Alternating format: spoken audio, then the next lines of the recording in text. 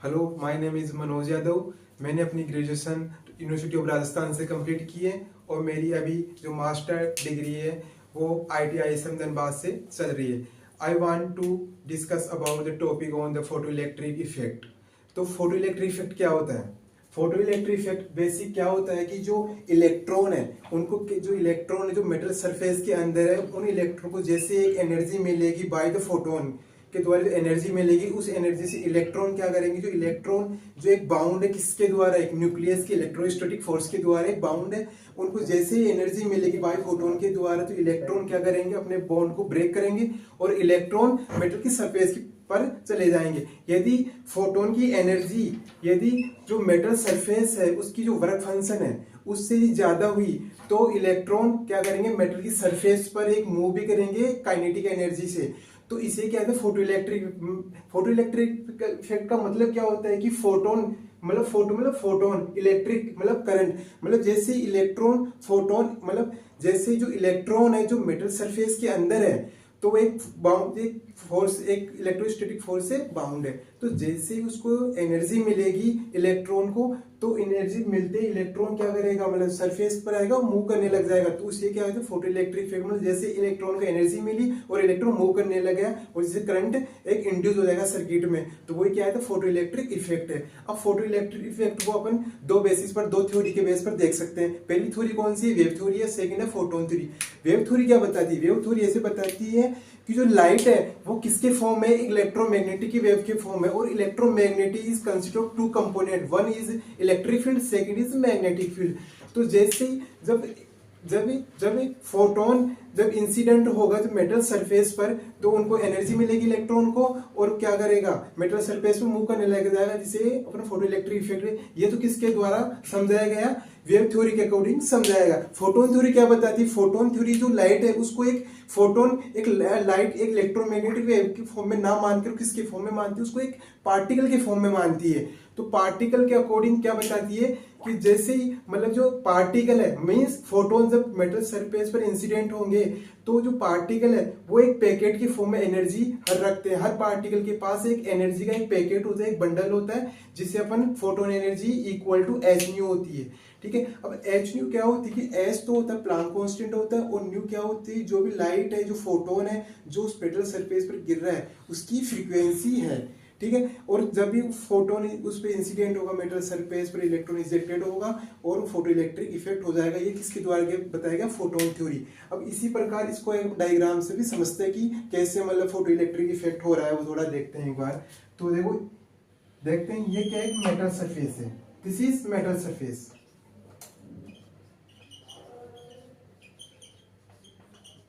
This is metal surface. इस metal surface पर एक पर्टिकुलर फ्रीक्वेंसी की एक लाइट इस पर इंसिडेंट हो रही है। तो इस सरफेस के जो अंदर जो जो इलेक्ट्रॉन है जो इलेक्ट्रॉन है वो किससे बाउंड है, इलेक्ट्रोस्टैटिक फोर्स से बाउंड है। अब उनको यदि मेटल सरफेस पर आना है तो उनको आने के लिए क्या चाहिए, उनको एनर्जी चाहिए। अपना जो बॉन्ड है जो एक न्यूक्लियस से जो बॉन्ड बना रखे हैं उसको तोड़ना है, ब्रेक करना है, तो ब्रेक करने के लिए उनको एनर्जी चाहिए। तो एनर्जी किसके द्वारा उनको प्रोवाइड होगी, प्रोवाइड बाय फोटोन के द्वारा। तो फोटोन से जैसे उनको एनर्जी उनको मिलेगी तो इलेक्ट्रॉन क्या करेंगे, अपने बॉन्ड को तोड़ेंगे और क्या मेटल सरफेस पर आएंगे। और जैसे इलेक्ट्रॉन मेटल सरफेस पर आएंगे इलेक्ट्रॉन मूव करने लग जाएंगे और जैसे इलेक्ट्रॉन मूव करने लग जाएंगे तो क्या हो जाएगा, सर्किट में करंट प्रोड्यूस हो जाएगा, जिससे क्या कहते हैं, फोटो इलेक्ट्रिक करंट बोलते हैं। यही इसका है। ठीक है, ओके। तो दिस इज लाइट, जिसकी फ्रीक्वेंसी कितनी है, न्यू इसकी फ्रीक्वेंसी है। तो ये है फोटो इलेक्ट्रिक इफेक्ट का एक नॉर्मल डायग्राम। थोड़े इसको एक अपन लेनार्ड एक्सप्लेनेशन से समझते फोटो इलेक्ट्रिक इफेक्ट को थोड़ा एक।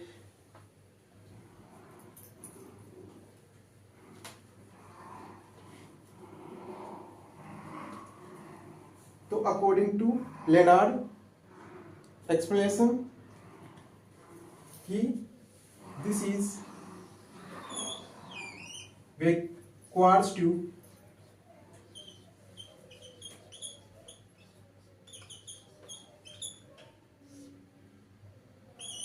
this is cathode tube, this is anode tube. Both plate are connected by cell and ammeter which is measure current.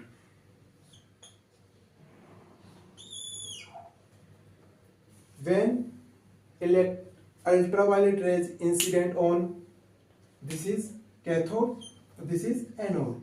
When incident ultraviolet light on this plate, then electron ejected from cathode tube and electron move towards to anode. तो जैसे ही cathode tube पर ultraviolet light जैसे incident होगी तो उस metal surface से क्या होगा, इलेक्ट्रॉन इजेक्टेड होंगे क्योंकि उनको फोटोन से एनर्जी मिलेगी, इलेक्ट्रॉन क्या मूव करेंगे और जैसे इलेक्ट्रॉन मूव करेंगे किसकी टुवर्ड्स टू एनोड की तरफ इलेक्ट्रॉन मूव करेंगे और पूरा सर्किट क्या है कंप्लीट क्लोज है. तो इसमें क्या हो जाएगी करंट फ्लो होने लग जाएगा सर्किट में जिसे अपन क्या बोलते हैं फोटो इलेक्ट्रिक करंट बोलते हैं. अब इसके बाद में अपन कुछ ग्राफ देखते हैं अलग अलग वेरिएशन इंटेंसिटी इनके बीच में. चलो अब आगे देखते हैं हम कुछ ग्राफ देखते हैं जिससे करंट एनोड पोटेंशियल के बीच में देखते हैं, इंटेंसिटी करंट के बीच में ग्राफ देखते हैं कि उनकी वो किस प्रकार लाई करते हैं कि जैसे पोटेंशियल को अपन इंक्रीज करेंगे तो करंट किस प्रकार वेरी करेगा. तो उनके बीच में कुछ ग्राफ्स हैं तो वो अपन देखते हैं. तो फर्स्ट ग्राफ है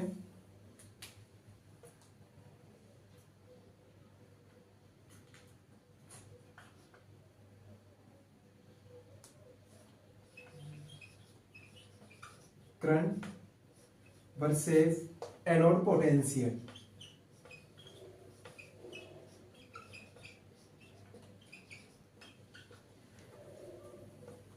This graph like this.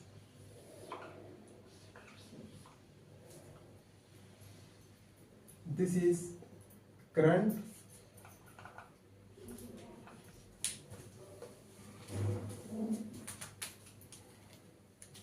और this is anode potential.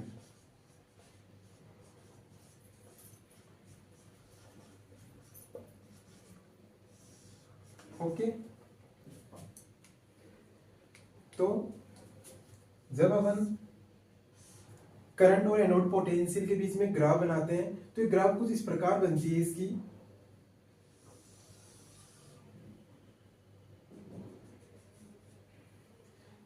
Graph कुछ इस प्रकार बनती है. This is minus V naught, this is called stopping potential.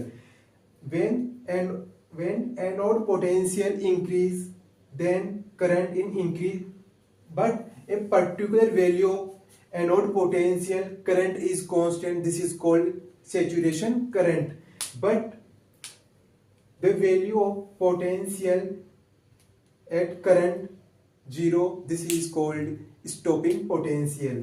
मतलब इसका मतलब इस ग्राफ से ये पता चल रहा है कि जैसे जब अपन एनोड पोटेंशियल को बढ़ाएंगे मतलब जैसे इंक्रीज होगा जैसे एनोड पोटेंशियल वैसे वैसे करंट क्या होगा इंक्रीज होता जाएगा.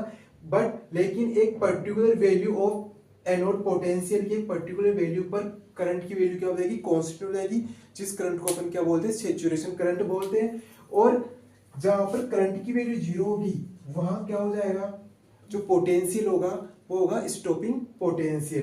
तो ये ग्राफ ये रिप्रेजेंट करती है कि जब हम करंट एनोड के बीच में ग्राफ बनाते हैं तो जैसे जैसे अपन एनोड पोटेंशियल को बढ़ाएंगे वैसे करंट बढ़ता जाएगा पर एक लिमिटेशन इस एक वैल्यू के बाद में जैसे अपन हम एनोड पोटेंशियल को बढ़ाएंगे लेकिन करंट की वैल्यू नहीं बढ़ेगी उसे अपन क्या बोलेंगे सैचुरेशन करंट बोलते हैं. और इसी प्रकार ये ग्राफ थी करंट वर्सेस एनोड पोटेंशियल के बीच में. नेक्स्ट ग्राफ है करंट और इंटेंसिटी के बीच में ग्राफ है.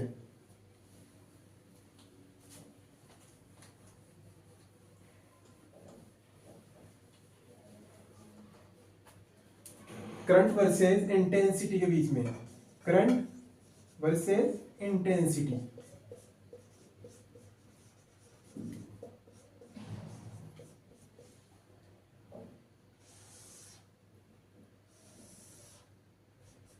दिस इज करंट इसको I से डिनोट कर रखा है. दिस इज इंटेंसिटी जिसको I से रिप्रेजेंट कर रखा है. तो हम जैसे जैसे इंटेंसिटी की वैल्यू बढ़ाएंगे वैसे वैसे करंट की वैल्यू बढ़ती जाएगी। दिस इज मतलब ग्राफ जो आएगा वो एक स्ट्रेट लाइन के फॉर्म में आएगा। इसका मतलब क्या हुआ कि current directly proportional to intensity, कि जैसे जैसे हम इंटेंसिटी को बढ़ाएंगे, इंटेंसिटी की वैल्यू जैसे जैसे बढ़ाएंगे वैसे करंट की वैल्यू बढ़ती जाएगी। तो दिस ग्राफ लाइक दिस, इसका ग्राफ कुछ इस प्रकार प्राप्त होगा, एक स्ट्रेट लाइन के फॉर्म में प्राप्त होगा करंट वर्सेस इंटेंसिटी के बीच में। और हमने इससे पहले करंट वर्सेस जो एनोड पोटेंशियल उसके बीच में ग्राफ देखा था कि जैसे अपन पोटेंशियल वैल्यू बढ़ाएंगे करंट की वैल्यू बढ़ती जाएगी, लेकिन एक particular value of anode potential the current will be constant, this is called saturation current. इसके बाद में हम देखेंगे करंट वर्सेस एनोड पोटेंशियल के लिए देखेंगे, लेकिन एक इंटेंसिटी की वैल्यू पर, जिससे इसके बाद हम देखेंगे saturation current versus anode potential based on intensity. इसमें कैसा आएगा, this is current I, this is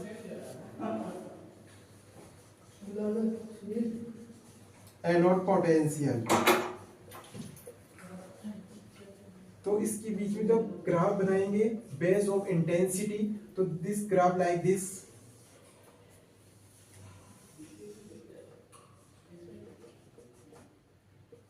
graph कुछ इस प्रकार आएगी। This intensity is I1, this intensity I2, this is minus V not.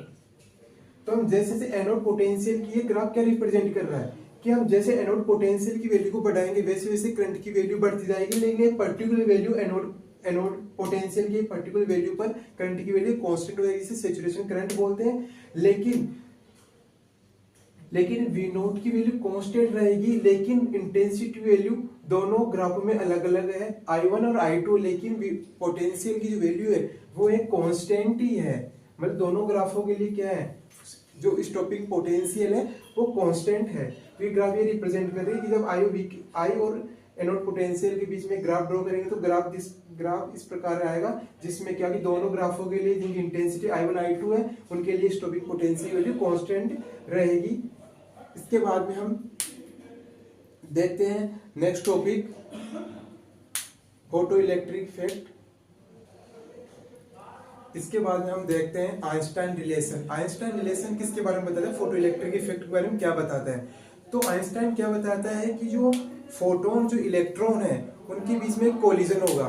Collision किस प्रकार होगा कि जैसे उसमें एक कोलिजन होगा कि इधर से अब क्या हो रहा है कि जैसे फोटोन इंसिडेंट हो रहा है इस मेटल सरफेस पर, तो जो इलेक्ट्रॉन है इस मेटल सरफेस के अंदर और जो फोटोन है इनके दोनों के बीच में क्या होगा, कोलिजन होगा। उस कोलिजन में क्या होगा, एनर्जी का ट्रांसफर होगा। मतलब जो फोटोन है वो अपनी एनर्जी इलेक्ट्रॉन को देगा और इलेक्ट्रॉन क्या अपने बॉन्ड को ब्रेक करेगा और मेटल सरफेस पर आएगा और वो मूव करने लग जाएगा विद काइनेटिक एनर्जी के साथ में। तो जो आइंस्टाइन का जो इक्वेशन है वो इक्वेशन क्या है, आइंस्टाइन का जो इक्वेशन है वो इक्वेशन इस प्रकार है, H nu equal to 5 plus kinetic energy maximum, कि जब फोटोन इंसिडेंट होगा मेटल सरफेस पर तो जो फोटोन की एनर्जी है वो किस किस में डिवाइड हो जाएगी। एक तो उस metal surface work function of metal surface, जो सरफेस मेटल सरफेस है मेटल की उसका जो वर्क फंक्शन है उसमें कन्वर्ट हो जाएगी, कुछ एनर्जी तो उसमें चली जाएगी और जो बचेगी जो एनर्जी वो काइनेटिक एनर्जी के फॉर्म में चली जाएगी, जो इलेक्ट्रॉन मूव करेगा जिससे करंट फ्लो होगा इन सर्किट में। तो ये इक्वेशन यही है Einstein equation, H equal to 5 plus kinetic energy. अब इस एनर्जी, अब जो वर्क फंक्शन होता है 5 होता है, 5 इक्वल टू होता है H न्यू नोट। तो इसको हम इस प्रकार लिख सकते हैं H nu equal to H nu naught plus kinetic energy क्या लिख सकते हैं हम, 1/2 m v maximum square, v maximum square. So H equal to H naught plus 1/2 m v maximum square. तो हम थोड़े इसको सिंप्लीफाई करेंगे आगे। So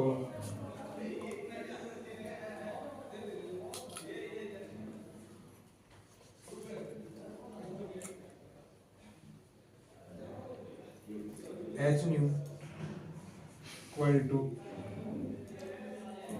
H nu naught plus kinetic energy होती है वो इक्वल टू होती है स्टॉपिंग पोटेंशियल, तो ई वी नॉट, तो so E we not equal to H nu minus H nu not, so V not equal to H by E times nu minus H by E multiply nu not. This equation represent that stopping potential and frequency. तो हम इसके graph देखेंगे हम nu no V naught and nu के बीच में. तो ये इक्वेशन है वो किसके सिमिलर है, स्ट्रेट लाइन इक्वेशन के समान है. जो स्ट्रेट लाइन की इक्वेशन होती है वो होती है y बराबर mx प्लस सी. तो इसके इक्वल टू ये उसके सिमिलर ये इक्वेशन है. तो यहाँ पर y की जगह तो क्या है, यहाँ पर v नोट है, m की जगह क्या है स्लोप है h बाई ई है, और x की जगह क्या है न्यू है, और जो इंटरसेप्ट है वो कितना है minus H by E times new note है. तो हम ग्राफ किसके बीच में देख रहे हैं, न्यू वी नोट और न्यू के बीच में ग्राफ देख रहे हैं. और जो ग्राफ आएगी लाइक दिस, इस प्रकार आएगी.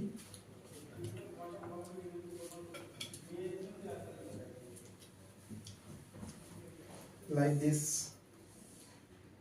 We not. सो हम ग्राफ देख रहे थे, graph plot between stopping potential V and new.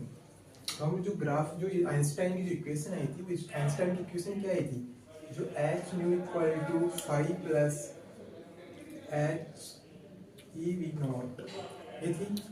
तो E we not equal to H nu minus 5. तो वी नॉट इक्वल टू क्या हुआ है H by E nu minus 5 by E. This equation similar y equal to y बराबर mx plus C. This equation is called equation of straight line. तो straight line जो equation आई है by Einstein equation से, वो एक straight line की equation के सेम है.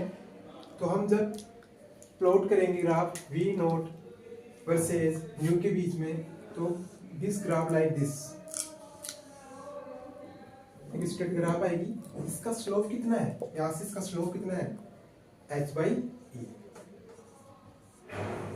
तो ये तो क्या था, आइंस्टाइन ने जो फोटो इलेक्ट्रिक इफेक्ट को एक्सप्लेन किया है वही था. इसके बाद हम एक प्रॉब्लम्स देखेंगे इसकी. तो हम एक प्रॉब्लम देख रहे हैं जो किसके बेस पर है, आइंस्टाइन का जो इक्वेशन है उसके बेस पर है. क्या है इसकी problem, calculate the possible velocity of photo electron if the work function of the target material is 1.24 electron volt and wavelength of light is 4.36 multiplied 10⁻⁷ metre. what retarding potential is necessary to stop the emission of electron. तो सबसे पहले हमारे को क्या पूछ रहे हैं, जो फोटो इलेक्ट्रॉन जो इलेक्ट्रॉन इमिट हो रहा है फ्रॉम मेटल सरफेस उसकी वेलोसिटी कितनी है, पहले वो फाइंड आउट हमको इससे करनी है. तो हमें क्या दिया गया इस क्वेश्चन में, गिवन डेट वर्क फंक्शन में दिया गया है. इसका मटेरियल जो टारगेट मटेरियल उसका कितना दिया गया 1.24 इलेक्ट्रॉन वोल्ट. और इसके बाद में हमें जो लाइट है उसकी वेवलेंथ भी दी गई है जो कितनी है 4.36 मल्टीप्लाइड 10⁻⁷. हमें सबसे पहले क्या फाइंड आउट करना है, जो पॉसिबल इलेक्ट्रॉन है उसकी वेलोसिटी को फाइंड आउट करना है. तो using equation of photo Einstein equation. तो आइंस्टाइन की इक्वेशन है वो क्या है, H nu equal to 5 plus E we not equal to, हम क्या लिख सकते हैं 5 प्लस ई वी नॉट को क्या लिख सकते हैं 1/2 m v मैक्सिमम स्क्वायर. तो हमें क्या निकालना है, वेलोसिटी फाइंड आउट करनी है. हमें क्या दिया गया न्यू लेमडा दिया गया, तो लेमडा से हम क्या न्यू निकाल सकते हैं. और हमें वर्क फंक्शन दिया गया है और हम काइनेटिक वेलोसिटी जो फोटो इलेक्ट्रॉन है जो इमिट हुआ फ्रॉम मेटल सरफेस उसे फाइंड आउट कर सकते हैं. तो इसके आगे हम देखते हैं.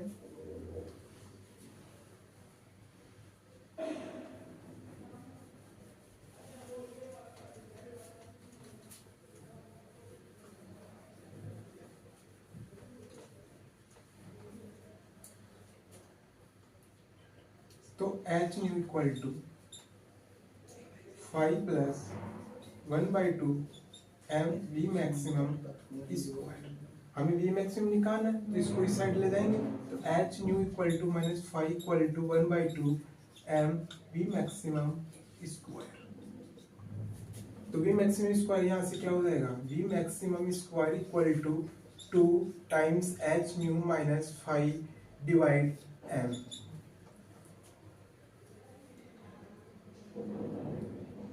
इसको हम साइड में लिख लेते हैं क्योंकि इसको मिटा रहे हैं।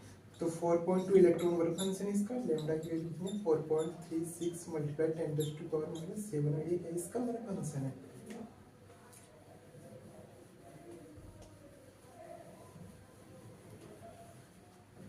यहाँ से वी मैक्सिमम कैसे फाइंड आउट करेंगे हम, root of 2 H nu minus 5 divide M. We maximum 2 H क्या है, where H is Planck constant, इसकी वैल्यू कितनी होती है 6.63 10⁻34। न्यू क्या होता है, c equal to nu lambda होता है, तो न्यू कितना 80/λ हो जाएगा।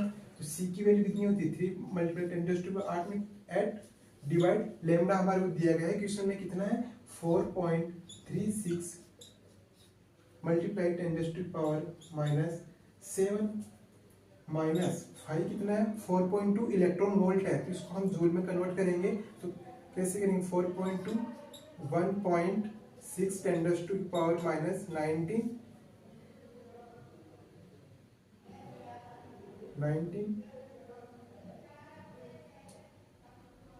Divide m।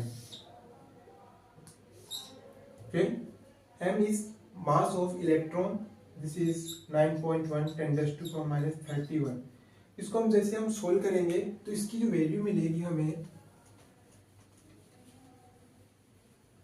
इसकी जो वैल्यू मिलेगी हमें वी मैक्सिमम की, वो मिलेगी 5.37 10⁻⁻5 मीटर पर सेकेंड।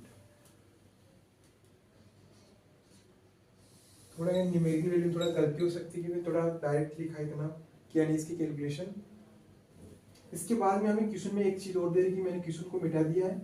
उस क्वेश्चन में एक चीज और थी, स्टॉपिंग पोटेंशियल भी हमें फाइंड आउट करना था साथ में।